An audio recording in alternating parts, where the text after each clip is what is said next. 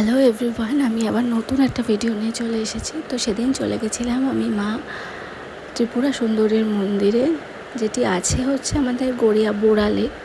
তো কীভাবে যাবে অবশ্যই বলবো, আর যারা গড়িয়াতে থাকো তারা আশা করি গেছো মন্দির মাকে দর্শন করতে।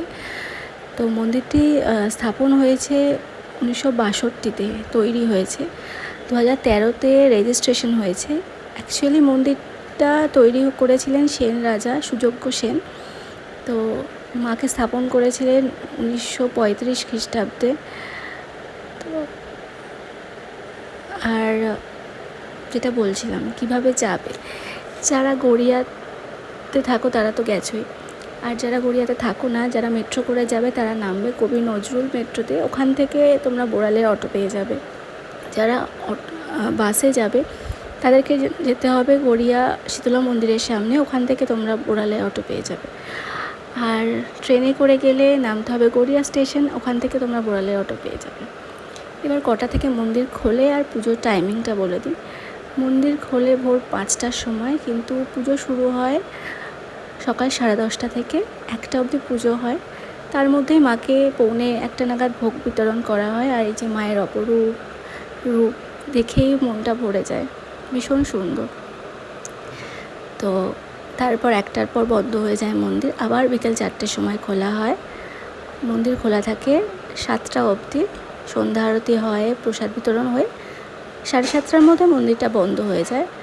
8টার পর আর কাউকে মন্দির চত্বরে দেখা যায় না। আর এটা হচ্ছে মায়ের মন্দিরের পেছন দিকে একটা সুন্দর গার্ডেন আছে, আর পিছন দিকের ওই গেটটা দেখতে পাচ্ছ, ওখান দিয়ে একটুখানি গেলেই সেন দিঘি, যেখান থেকে খনন কার্য করার পর অনেক জিনিস পাওয়া গেছে। আর এটা হচ্ছে কমিউনিটি একটা হল আছে, যেখানে তোমরা পৈতে শ্রাদ্ধানুষ্ঠান অনেক কিছু হয়।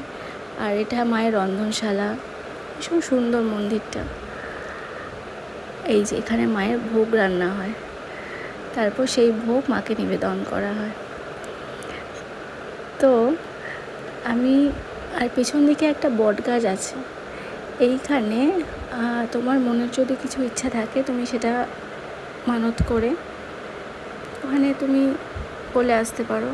আর মা ভীষণ জাগ্রত, আমি শুনেছি যে সবার মনস্কামনা পূর্ণ হয়। আর 8টার পর আর মন্দির চত্বরে কাউকে থাকতে দেয় না, কারণ 8টার পর নাকি বলে যে যেহেতু তন্ত্র সাধনার জন্য মাকে প্রতিষ্ঠা করা হয়েছে, যেহেতু তন্ত্র সাধনা হয় এখানে, তো সেই কারণে 8টার পর বলে যে মা নাকি হেঁটে বেড়ায় মন্দিরে। আমি জানি না এটা শিওর সত্যি কি না, তবে শুনেছি। আর মাকে দেখলেই মনে হবে যে জীবন্ত, মানে আমার তো মনে হয়েছে। তো এটা হচ্ছে মায়ের মন্দিরের নাট মন্দির। এখান থেকে সোজাসুজি মাকে খুব ভালোভাবে দেখা যায় যখন পুজো হয়। আর বসন্ত পঞ্চমীতে যেদিন সরস্বতী পুজো হয়, সেদিন মায়ের যেহেতু প্রতিষ্ঠা দিবস, সেই দিনকারে মাকে ভীষণ ভালোভাবে 3 দিন ধরে ওখানে পুজো হয়, অনেক বড় করে মায়ের প্রতিষ্ঠা দিবস পালন হয়। আর এই সামনে একটা মন্দিরে ঢুকেই একটা পুকুর আছে, খুব সুন্দর সান বাঁধানো পুকুর। তো বেশ সুন্দর মন্দিরটা। আর মায়ের মন্দিরটা হচ্ছে অষ্টধাতু দিয়ে তৈরি। মায়ের মূর্তির নিচে তোমরা দেখতে পাবে যে মহেশ্বর, ব্রহ্মা মহেশ্বরের মূর্তি আছে। তো ত্রিপুরাতে তো সবার যাওয়া সম্ভব হয় না সব সময় মাকে দর্শন করার জন্য ত্রিপুরাতে ছেলে। আর মায়ের মন্দিরে ভোলা মহেশ্বর থাকবে না তা তো হয় না, তাই এখানে মহেশ্বর আছেন, পাশে মা কালী আছেন, গোপাল আছেন, অনেকেই আছে। তো যেটা বলছিলাম, ত্রিপুরাতে তো মাকে দেখতে যাওয়া সবার পক্ষে সম্ভব হয় না। তো আমাদের কলকাতাতে মায়ের ত্রিপুরা সুন্দরী মায়ের মন্দির একটাই আছে। যদি তোমরা মাকে দর্শন করতে চাও অবশ্যই যেও, আশা করছি তোমাদের ভালো লাগবে।